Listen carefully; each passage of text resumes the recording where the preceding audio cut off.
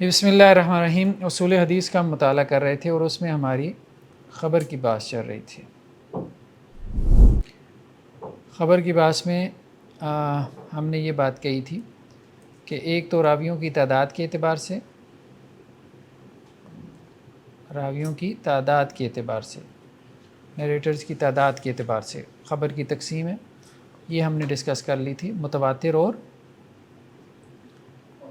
احاد۔ ٹھیک ہے جی، متواتر اور احاد۔ متواتر کی آگے دو قسمیں ہیں، لفظی اور معنوی۔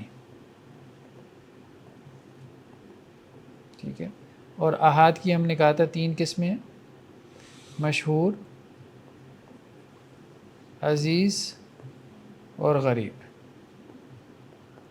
ٹھیک ہے،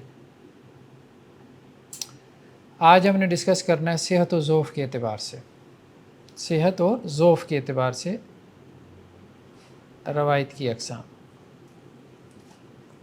صحت و ضعف۔ ٹھیک ہے، تو صحت و ضعف کے اعتبار سے دو قسمیں ہیں، مقبول اور مردود۔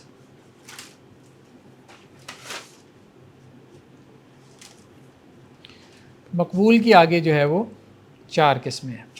مقبول مین ایکسیپٹڈ حدیث، ٹھیک ہے، مردود مین ریجیکٹڈ۔ ٹھیک ہے، کون سی حدیث آپ ایکسیپٹ کریں گے، یعنی اس سے آپ شرعیہ لا ڈرائیو کریں گے، اور کون سی حدیث آپ ریجیکٹ کر دیں گے، یعنی آپ وہاں سے کوئی شرعیہ رولنگ نہیں لے سکتے۔ ٹھیک ہے، ہم یہ جو عام طور پہ کہتے ہیں کہ صحیح حدیث، نہیں صحیح نہیں، مقبول حدیث۔ صحیح حدیث مقبول حدیث کی ایک قسم ہے۔ ٹھیک ہے، وہ ذاکر نائک صاحب کہتے تھے نا، میں اہل صحیح حدیث ہوں، اہل حدیث نہیں، اہل صحیح حدیث ہوں۔ تو صرف صحیح حدیث کافی نہیں ہے، حسن حدیث بھی وہ ہوتی ہے جو کہ ایکسیپٹڈ ہے۔ ٹھیک ہے، یعنی دین کا جو نالج ہے وہ ہم صرف صحیح حدیث سے نہیں لیتے، بلکہ چار قسم کی روایتوں سے ہم لے سکتے ہیں۔ اس میں سے ایک صحیح، یا اس کو صحیح لذاتی ہی کہتے ہیں، یعنی صحیح کی آگے دو قسمیں ہیں، صحیح لذاتی ہی اور صحیح لغیرہ۔ ٹھیک ہے، اور دوسری ہے حسن۔ حسن کی بھی دو قسمیں ہیں، حسن لذاتی ہی اور حسن لغیرہ۔ ٹھیک ہے، بس صحیح کو سمجھ لیں، اس کے بعد باقی تین کو سمجھنا بہت آسان ہے، سمپل ہے۔ صحیح یا صحیح لذاتی ہی، اسی کو صحیح کہتے ہیں۔ ٹھیک ہے، صحیح لذاتی ہی کا ہی مختصر نام جو ہے وہ صحیح حدیث ہے۔ اس کی 5 شرائط ہیں۔ کتنی ہیں؟ 5۔ نمبر 1، تمام راوی عادل ہوں۔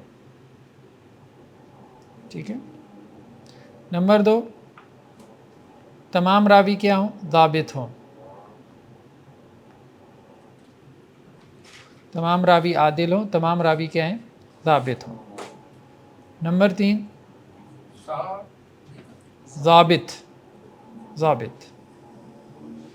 اور تیسرا کیا ہے؟ سند متصل ہو۔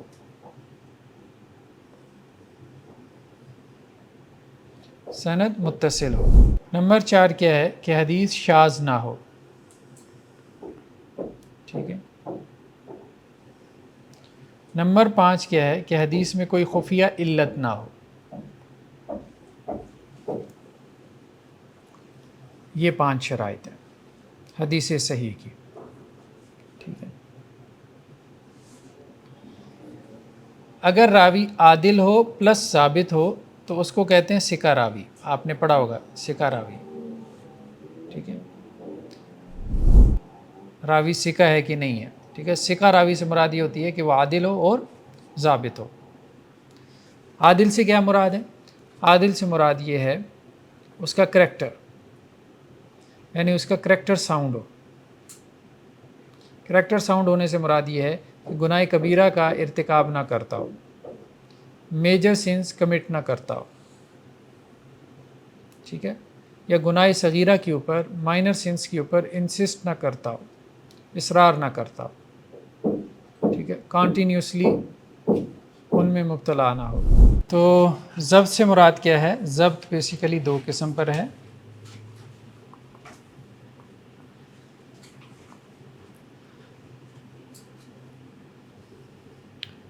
ضبط صدر اور ضبط کتاب. ٹھیک ہے. ضبط صدر سے مراد جو سینے میں محفوظ کر لیتے ہیں، میمورائز کر لینا کسی کو اپنے حافظے میں. ٹھیک ہے. ضبط کتاب سے مراد یہ ہے کہ اپنی کاپی میں سیو کر لینا. تو تمام راوی عادل ہوں. عادل سے مراد یہ ہے کہ کریکٹر وائز ساؤنڈ ہوں. ٹھیک ہے. جھوٹ نہ بولتے ہوں، ان کے اوپر جھوٹ کی تہمت نہ ہو، وہ بدعتی نہ ہو. ٹھیک ہے. انانیمس نہ ہو، مجہول. ٹھیک ہے. مجہول آدمی کا کریکٹر ہمیں نہیں نہ معلوم ہوگا. ٹھیک ہے. یعنی جس کے احوال ہم سے پوشیدہ ہے. ضابط سے کیا مراد ہے؟ کہ اس کی میموری اچھی ہو. میموری اچھی ہونے سے مراد یہ ہے کہ حافظہ اچھا ہو، کہ ہر چیز کو اچھے سے یاد کر لیتا ہو. ٹھیک ہے. یا پھر اچھے سے لکھ لیتا ہو، یعنی استاذ کی بات یا تو اپنی کاپی میں رجسٹر میں محفوظ کر لیتا ہو یا اپنے دل و دماغ میں. کوئی ایک صورت ہو. لکھ کے محفوظ کرنے کی عادت ہو یا زبانی یاد کرنے کی، یعنی حافظہ اچھا ہو. ٹھیک ہے. تیسری چیز ہے اتصال سند. سند اس کی متصل ہو، جسے ہم چین کہتے ہیں، چین آف نریٹرز. ٹھیک ہے. اگر سند درمیان میں ڈسکنیکٹ ہو گئی تو وہ روایت کیا ہو جاتی ہے؟ ضعیف ہو جاتی ہے. اگر ہم نے کہا تھا نا کہ راوی ہوتے ہیں نا سند میں، سند کی مثال ہم نے لاسٹ ٹائم پڑھی تھی نا. ٹھیک ہے. سند کسے کہتے ہیں؟ چین آف نریٹرز کو. حدیث کی کتاب کا مصنف یہ کہتا ہے کہ مجھے فلاں نے بیان کیا اور اس کو فلاں نے اور اس کو فلاں نے. ٹھیک ہے. تو ایک حدیث میں سند ہے اور ایک اس کا کیا ہے؟ متن. یہ سند میں جیسے یہ صحیح بخاری ہمارے سامنے ہے، تو امام بخاری کیا کہتے ہیں؟ حدثنا عبدالعزیز بن عبداللہ، ہمیں عبدالعزیز بن عبداللہ نے بیان کیا. ٹھیک ہے. کس کو؟ امام بخاری کو. ان کے استاذ عبدالعزیز نے بیان کیا. اور عبدالعزیز کیا کہتے ہیں؟ ہمیں کس نے بیان کیا؟ مالک نے، امام مالک نے. اور امام مالک کیا کہتے ہیں؟ انہیں کس نے بیان کیا؟ ابن شہاب زہری نے. یہ بھی حدیث کے امام ہیں. ٹھیک ہے. ابن شہاب زہری نقل کرتے ہیں عبید اللہ بن عبداللہ سے، اور وہ آگے نقل کرتے ہیں عبداللہ ابن عباس سے. ٹھیک ہے. اور وہ آگے نقل کرتے ہیں میمونہ سے. تو اس کو ہم کہہ رہے ہیں چین آف نریٹرز. ٹھیک ہے. تو چین آف نریٹرز میں سند کے اندر ہر راوی، یہاں کتنے راوی آ گئے؟ ایک، دو، پہلے عبدالعزیز ہیں، دوسرے مالک ہیں، تیسرے ابن شہاب زہری ہیں، چوتھے عبید اللہ ہیں، پانچویں ابن عباس ہیں، عبداللہ ابن عباس. وہ تو صحابی ہو گئے. چھٹے حضرت میمونہ ہے، وہ ام المومنین ہو گئی. تو ان کو اگر نکال دیں دو کو جو صحابہ میں سے ہیں، کیونکہ صحابہ کی تو بارے میں قاعدہ کیا ہے؟ کلہم عدول. صحابہ سب کے سب کیا ہیں؟ عادل ہیں. یعنی صحابہ کے بارے میں ہم یہ بحث میں نہیں پڑھتے ان کی عدالت کے حوالے سے، ان کے کریکٹر کے حوالے سے. ٹھیک ہے. ہم کوئی جرح نہیں کرتے. ٹھیک ہے. جیسے وکیل جرح کرتا ہے تو اسی طرح. تو عبدالعزیز، مالک، ابن شہاب اور عبید اللہ.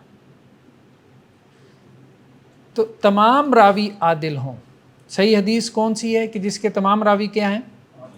عادل ہوں. یعنی ان میں سے ہر راوی، چار راوی ہیں اگر سند میں تو چاروں عادل ہوں، پانچ ہوں تو پانچوں عادل ہوں، چھ ہوں تو چھوں عادل ہوں. ٹھیک ہے. تو عادل سے کیا مراد ہے؟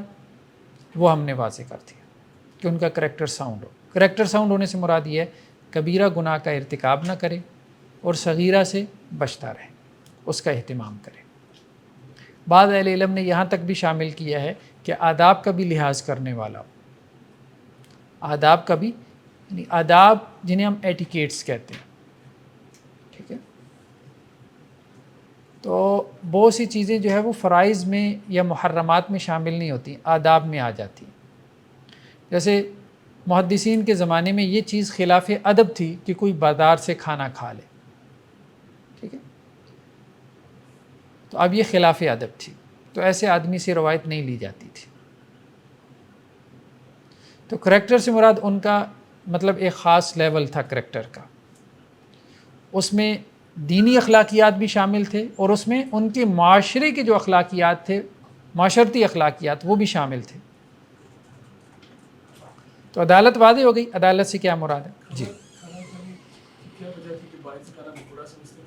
معاشرت ہر زمانے کا ایک کلچر ہے، ہمارے یہاں برا نہیں سمجھا جاتا.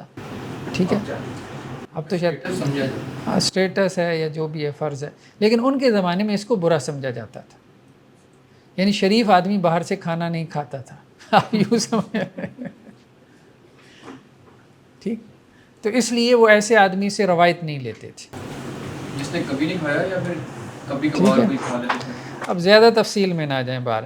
تو یہ چیز جو ہے وہ کتابوں میں ہمیں ملتی ہے، یہ چیز کتابوں میں ملتی ہے کہ عدالت کی ڈیفینیشن میں یہ چیز ہے کہ وہ آداب کا بھی لحاظ کرنے والا ہو، خلاف آداب جو چیزیں ان کو کمٹ نہ کریں. ہر زمانے کے کلچر میں کچھ نہ کچھ آداب ہوتے ہیں، تو آج کل کی بھی کچھ آداب ہیں، ایٹیکیٹس ہیں، ٹھیک ہے، تو ان کا لحاظ کرنے والا.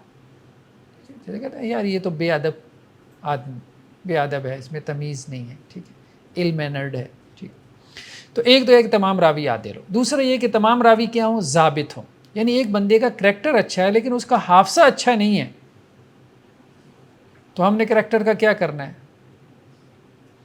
مطلب بہت متقی پرہیزگار ہے، اگر حافظہ اچھا نہیں ہے، تہجد گزار ہے، استاد سے سنا بلا دیتا ہے، ایک استاد سے بات سنی دوسرے کے کھاتے میں ڈال دی، دوسرے سے سنی پہلے کے کھاتے میں ڈال دی، فائدہ اس کا.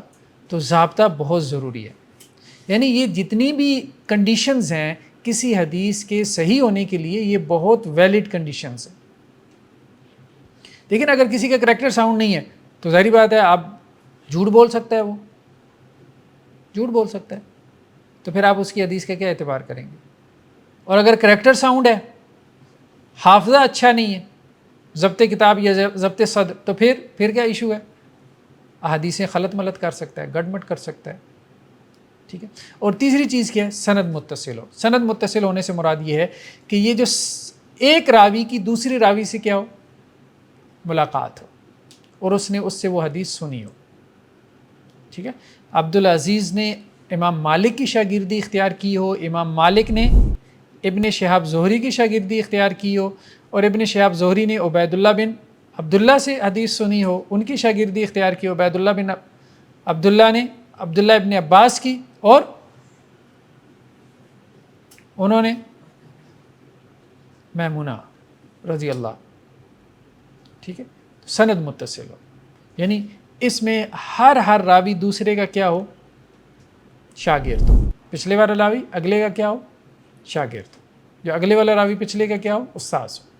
یہ ثابت کرنا پڑے گا آپ کو اسماء و رجال کی کتب سے، جو ہسٹری ہے، بایوگرافیز ہیں ان راویوں کی، نریٹرز کی. جی جس جگہ پہ وہ گئے، جس زمانے میں جدھر گئے، وہ سارا ڈیٹا موجود ہے. کم از کم 3 لاکھ جو نریٹرز ہیں حدیث کے، 3 لاکھ راوی، ان کی بایوگرافی محفوظ کی گئی، اور ہزاروں کتابیں ہیں. ٹھیک ہے. انہوں نے کون کون سے علمی سفر کیے، کہاں کہاں کس کس مجلس میں بیٹھے، کس کس سن میں وہاں اس شہر میں گئے، اور انہوں نے اس استاد سے استفادہ کیا، کب ان کی پیدائش ہوئی، کہاں ان کی وفات ہوئی، سب بایوگرافیز موجود ہے. اسی سے تو کھنگال کے پھر طے کیا جاتا ہے. تو تیسری چیز بھی سمجھ میں آ گئی کہ سند کیا ہو؟ متصل ہو، کنیکٹڈ ہو. چوتھی یہ ہے کہ حدیث شاذ نہ ہو. حدیث شاذ سے کیا مراد ہے؟ حدیث شاذ سے مراد یہ ہے، یہ جو ہم نے کہا نا شاذ سے مراد یہ ہے کہ جیسے کوئی بکری جو ہے نا اپنے ریوڑ سے علیحدہ ہو جاتی ہے، تو ہم کہتے ہیں کہ جی یہ شاذ. اس کو 2 طرح سے کہا جاتا ہے. ثقہ راوی جو ہے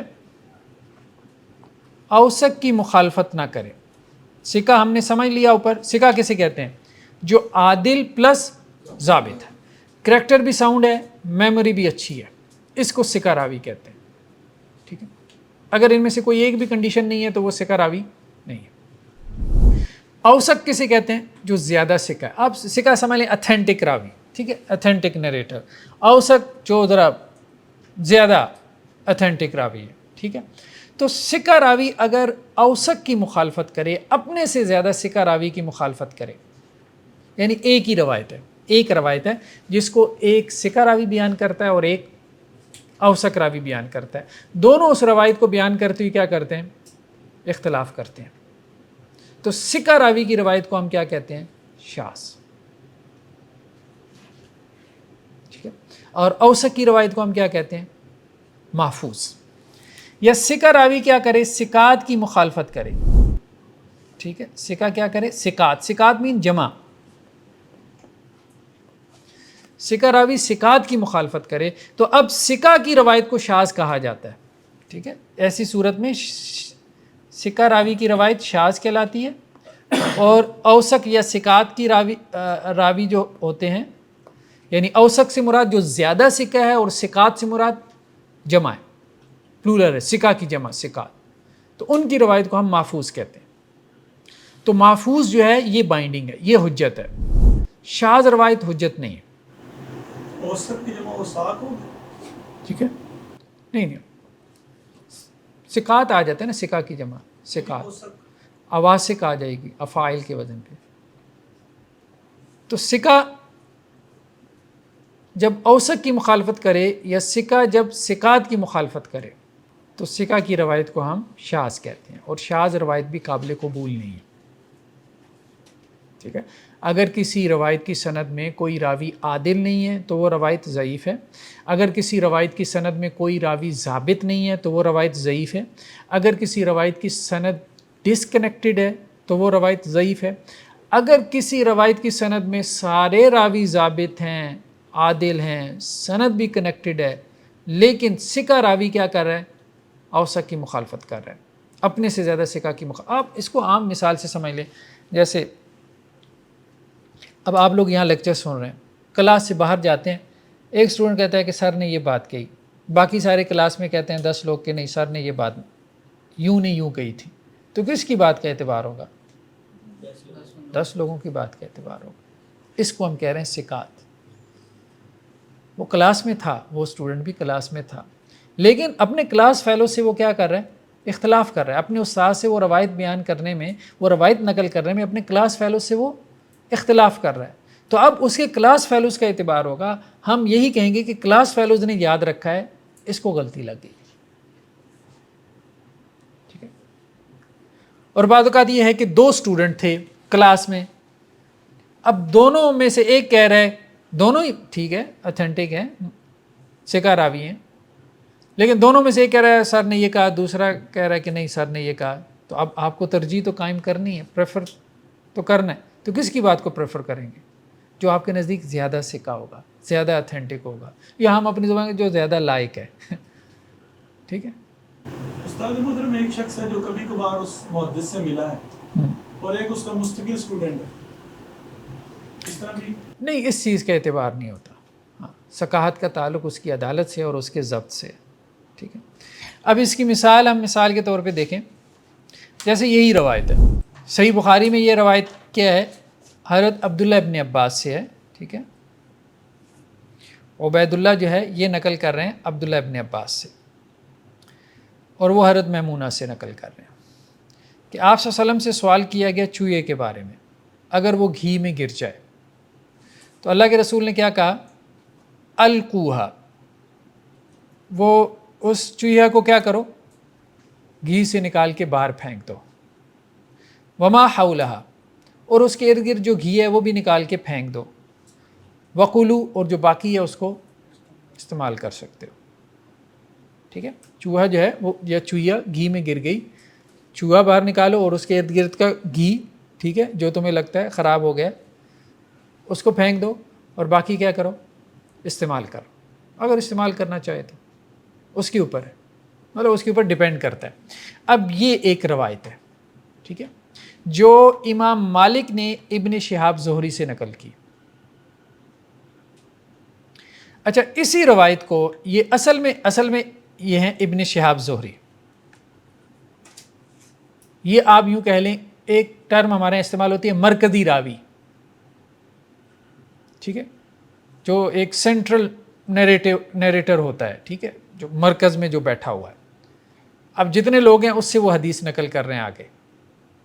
ایک مرکزی راوی ہے جس سے وہ سندیں گزر رہی ہیں, اس کو ہم مرکزی راوی کہہ رہے ہیں. ٹھیک ہے, تو اب یہاں ابن شہاب زہری ہیں. ابن شہاب زہری سے امام مالک جب نقل کرتے ہیں تو وہ یہ الفاظ بیان کرتے ہیں. ٹھیک ہے, اور امام مالک ہیں, سیدھی بات ہے. ٹھیک ہے, اب ابن شہاب زہری سے ایک اور بندہ نقل کرتا ہے, ان کا ایک اور شاگرد, اس کا نام کیا ہے؟ معمر بھی ثقہ راوی ہے لیکن امام مالک جیسا نہیں ہے. ٹھیک ہے نا, امام مالک ہیں. ٹھیک ہے, تو معمر ثقہ راوی ہے اور امام مالک کیا ہیں؟ اوثق. ٹھیک ہے, تو معمر جب زہری سے یہ روایت نقل کر رہا ہے, ٹھیک ہے, معمر جب زہری سے یہ روایت نقل کر رہا ہے تو وہ کیا الفاظ لے کے آ رہا ہے کہ جب چوہیا جو ہے وہ گھی میں گر جائے, یہاں تک تو بات ٹھیک ہے, کیا کرو؟ فَإِن كَانَ جَامِدًا فَأَلْقُوهَا وَمَا حَوْلَهَا, اگر وہ جامد ہو, گھی کیا ہے؟ جامد ہو, تو چوہیا نکال کے باہر پھینکو اور ارد گرد کا گھی بھی پھینک دو. وَإِن كَانَ مَائِيًا فَلَا تَقْرَبُوا, اور اگر وہ لیکوڈ فارم میں ہو تو اب اس کے قریب بھی نہ جانا. اب ابن شہاب زہری کی دو شاگرد ہیں, ایک امام مالک ہیں, ٹھیک ہے, اور ایک معمر ہے. معمر اور طرح سے روایت بیان کر رہا ہے اپنے استاد سے, اور امام مالک اور طرح سے بیان کر رہے ہیں, دونوں کنٹراڈکٹ کر رہے ہیں. سبجیکٹ ایک ہی ہے, سبجیکٹ تو سمجھ رہے ہیں نا, ایک ہی ہے نا, ایک ہی بات ہے. ظاہری بات ہے اللہ کے رسول نے یا اس طرح سے کہا یا اس طرح سے کہا. اوپر سے بھی راوی استاد محترم مختلف ہیں. ہاں, اس کی طرف آ رہے ہیں ہم, ابھی اس طرف نہ جائیں. وہ شیوز کی پھر دو قسمیں ہوتی ہیں, ایک تو سندن شاذ ہو, ایک متن کے اعتبار سے شاذ ہو. تو یہ حدیث اصل میں سندن بھی شاذ ہے, متن میں بھی شاذ ہے.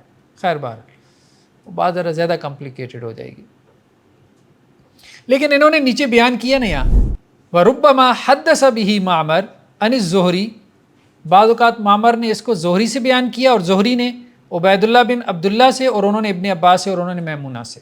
سند وہی ہو, وہ بھی مطلب نقل ہوتی ہے, یہاں پہ وہ نہیں ہے. تو ابھی آپ سند کی مثال کی طرف ابھی نہ جائیں.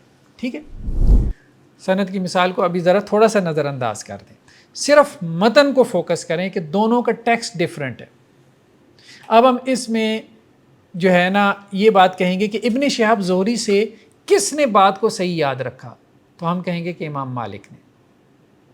روایت بس اتنی ہی ہے جتنی امام مالک نے بیان کی, باقی جو چیز ہے نا وہ معمر کی رائے لگتی ہے.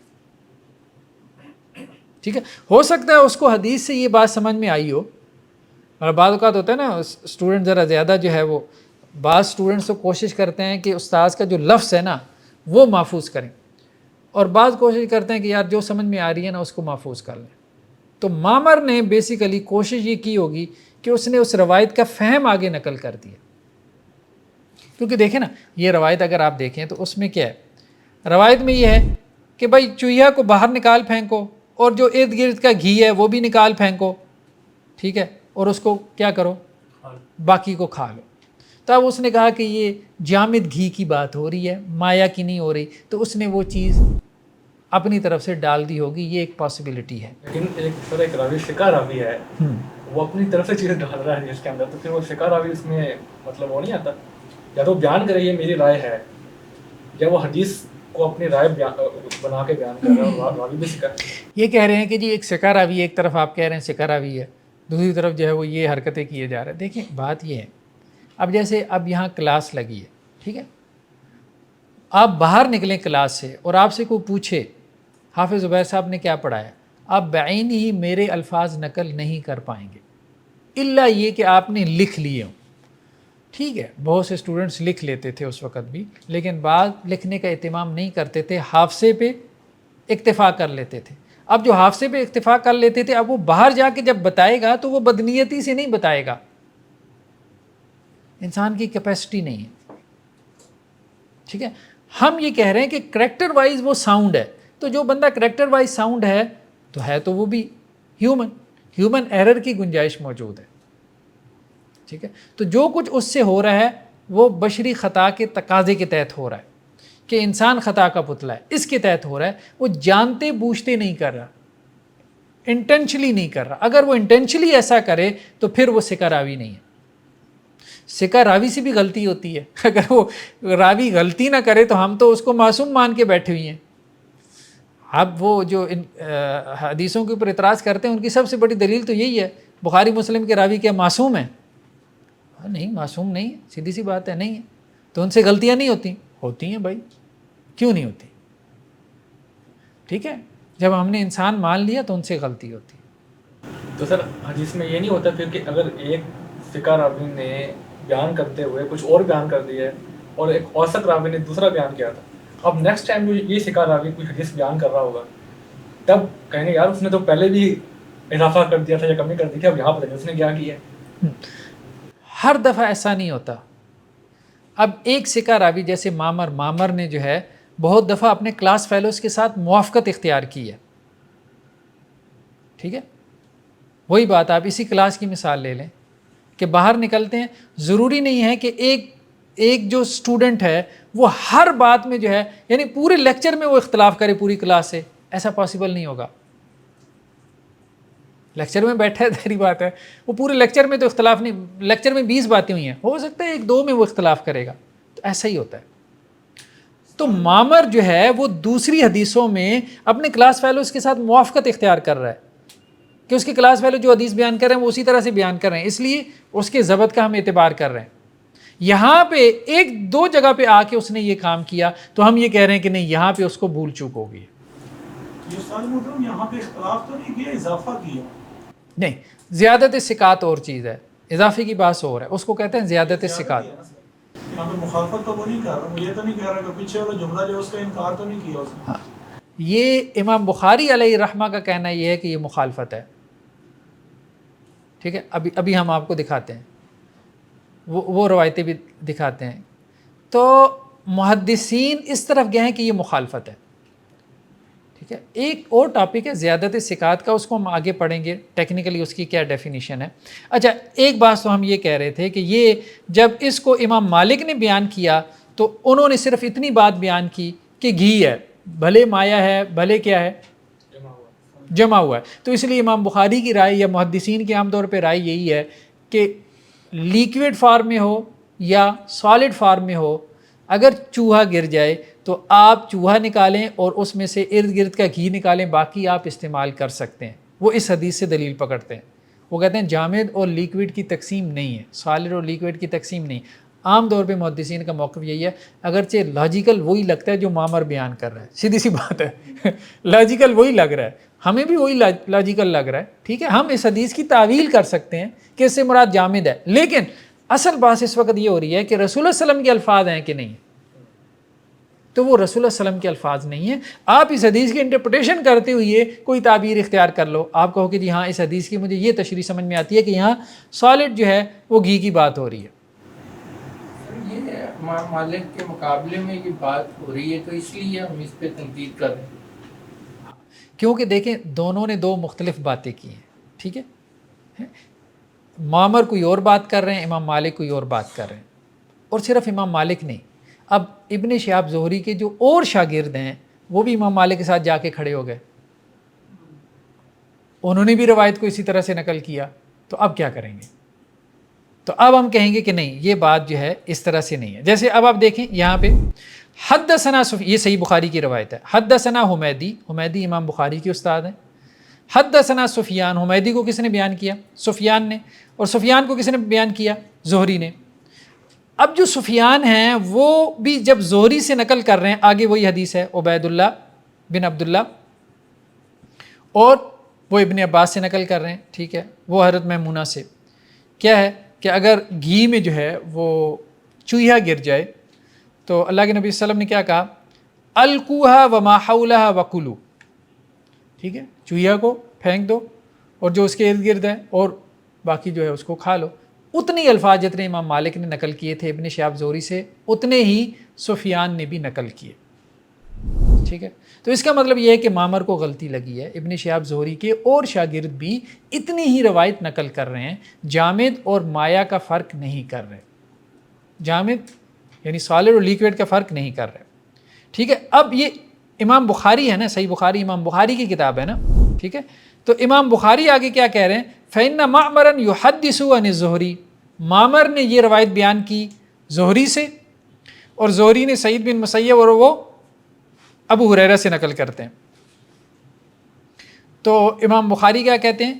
ما سمعت زہری یقول الا ان، میرے علم میں تو یہ ہے کہ زہری نے یہ روایت جو ہے وہ عبید اللہ سے اور وہ ابن عباس سے اور وہ میمونہ سے نقل کرتے ہیں. ٹھیک ہے. تو اس طرح سے نہیں ہے جیسے یہ روایت معمر نے نقل کی ہے. اچھا، اس پہ امام ترمذی نے بھی تبصرہ کیا. امام ترمذی یہ کہتے ہیں یہی روایت نقل کر کے نا، ٹھیک ہے. تو یہاں پہ کیا سفیان زہری سے نقل کر رہے ہیں وہی روایت، الکوا وما حولها وقولو، اتنا ہی حصہ نقل کیا. ٹھیک ہے، امام ترمذی نے بھی. تو امام ترمذی یہ کہتے ہیں سمیت محمد ابن اسماعیل، یعنی ان کے استاذ ہیں نا امام بخاری، محمد بن اسماعیل البخاری. ٹھیک ہے. تو امام ترمذی نے امام بخاری سے پڑھا ہے. تو امام ترمذی کہتے ہیں کہ میں نے اپنے استاذ امام بخاری سے سنا ہے، وہ یہ کہتے ہیں کہ معمر کی جو روایت ہے زہری سے اور وہ سعید بن مسیب اور وہ ابو ہریرہ سے، اور اس میں وہی آگے جو بات آ رہی ہے کہ جامد ہو تو اس کو پھینک دو اور اگر مایا ہو تو اس کے قریب نہ جاؤ. تو کہا کہ یہ خطا ہے، اس میں معمر نے کیا کی ہے؟ خطا کی ہے. ھذا خطا اخطا فیہ معمر. ٹھیک ہے. تو کیونکہ اور جو راوی ہیں وہ بھی ابن شہاب زہری سے بس اتنی الفاظ نقل کر رہے ہیں. تو صرف ثقہ اور اوثق کا مقابلہ نہیں ہے بلکہ ثقہ اور ثقات کا بھی یہاں پہ مقابلہ ہے. تو ثقہ کی روایت کو ہم کیا کہیں گے اب یہاں؟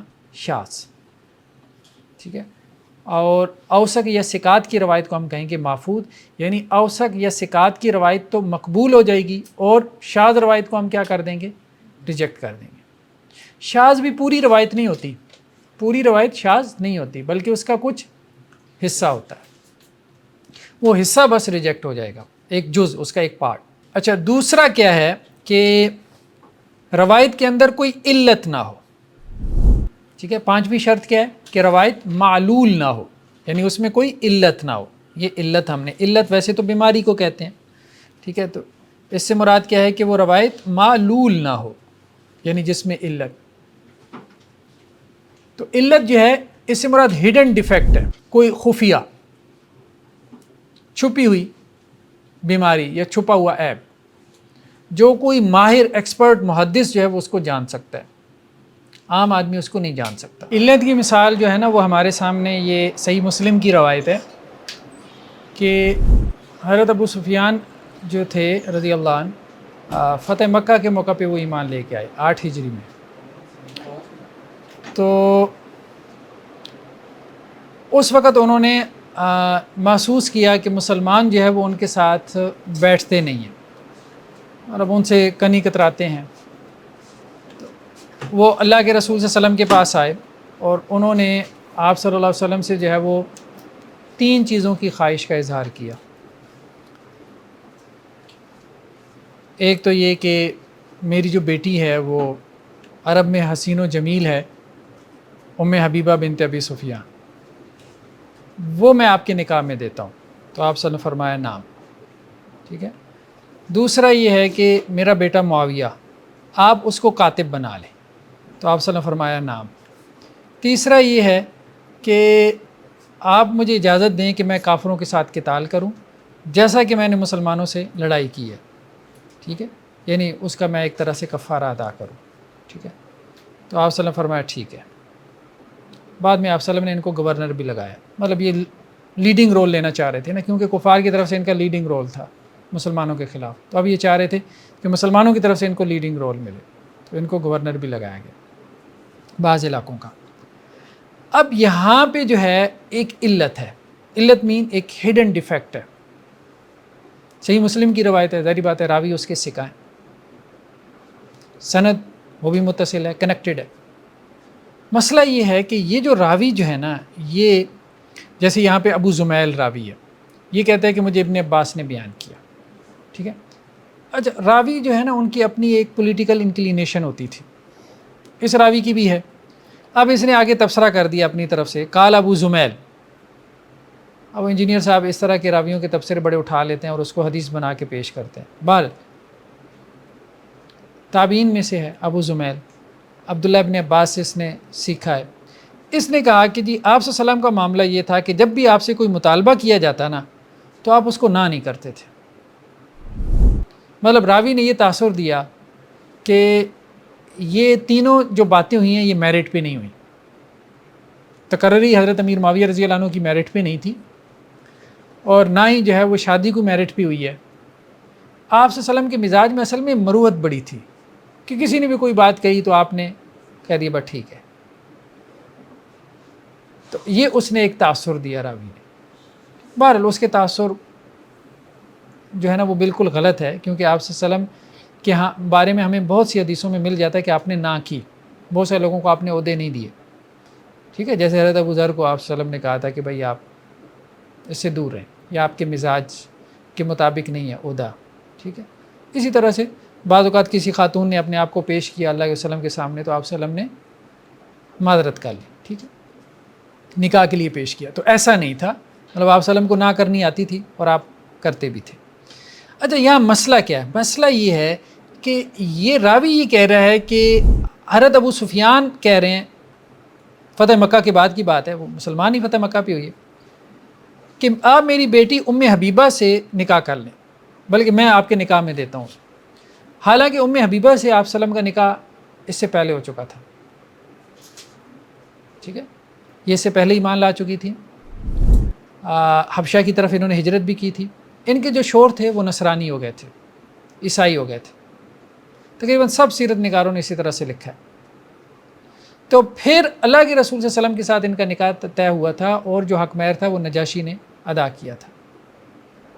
اور پھر سیرت کی کتابوں میں وہ واقعہ بڑا معروف ہے کہ حضرت ابو سفیان جب آئے تھے قحط سالی میں تعاون حاصل کرنے کے لیے مدینہ میں, تو حضرت ام حبیبہ کے گھر آئے تھے چونکہ یہ ان کی بیٹی تھی, تو انہوں نے بستر کے اوپر بیٹھنے سے منع کر دیا تھا کہ یہ رسول اللہ صلی اللہ علیہ وسلم کا بستر.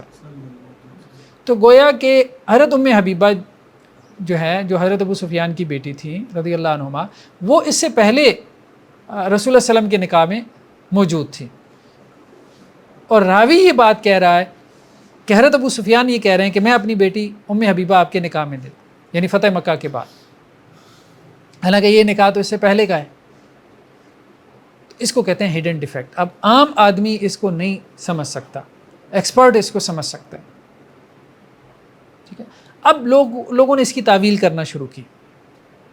کچھ لوگوں نے یہ تعویل کر دی کہ جی اصل میں حضرت ابو سفیان نے یہ کہا کہ جی پہلے جو ہے نا ولی کے بغیر نکاح ہوا تھا تو چونکہ میں ولی ہوں, ٹھیک ہے, تو اب دوبارہ جو ہے نا وہ میں آپ کے نکاح میں دیتا ہوں. بالکل ایک بیکار سی بات ہے اللہ کے رسول صلی اللہ علیہ وسلم کے حوالے سے ایسی بات پیدا کرنا. ٹھیک ہے, بالکل بیکار سی بات. ٹھیک ہے. اچھا, دوسری تعویل لوگوں نے یہ کی کہ یہ جو ہے نا اصل میں ام حبیبہ کی بہن تھی. اچھا, یہ ایک مناسب تعویل ہو سکتی تھی. اس کی وجہ یہ ہے کہ ام حبیبہ کی ایک بہن تھی جن کا نام تھا رملہ بنت ابی سفیان. بعض روایتوں میں یہ بھی ملتا ہے, سیرت کی روایتوں میں, کہ حضرت ام حبیبہ نے یہ کہا تھا کہ میں یہ چاہتی ہوں کہ میری بہن بھی آپ کے نکاح میں آئے.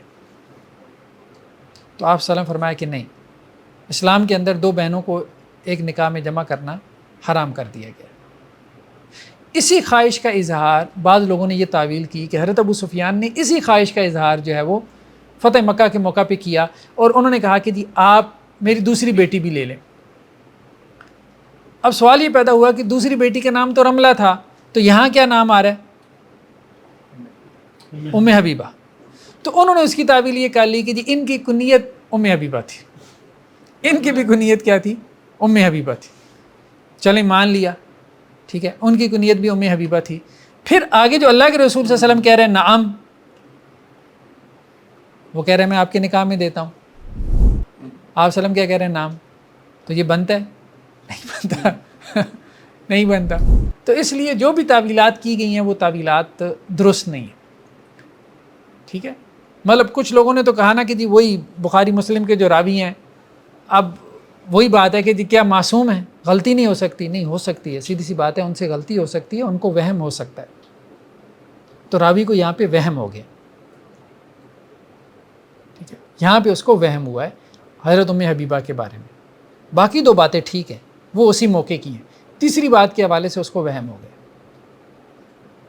ٹھیک ہے, یہی بات شارحین نے ذکر کی. اچھا کچھ تو علماء اس طرف نکل گیا نا, ابن حزم وغیرہ. ابن حزم کے مزاج میں ذرا جلد بازی ہے. انہوں نے کہا جی یہ روایتی موضوع ہے, فیبریکیٹڈ ہے, من گھڑت ہے, اسی کو بنیاد بنا کے. نہیں, یہ نہیں کہنا. صحیحین کی روایات کو ہم یہ نہیں کہہ سکتے کہ وہ موضوع فیبریکیٹڈ ہیں, من گھڑت ہیں. صحیحین سے مراد صحیح بخاری, صحیح مسلم. ہاں ہم یہ کہہ سکتے ہیں کہ اس کے اندر جیسے ابن تیمیہ علیہ الرحمہ کی جو تعبیر ہے نا وہ محتاط ہے کہ کلمات یسیرہ, کچھ تھوڑے سے کلمات ہمیں مل جاتے ہیں, ٹھیک ہے, صحیحین میں بھی, کہ جن میں راویوں کو وہم ہو گیا, لیکن وہ متعین ہے.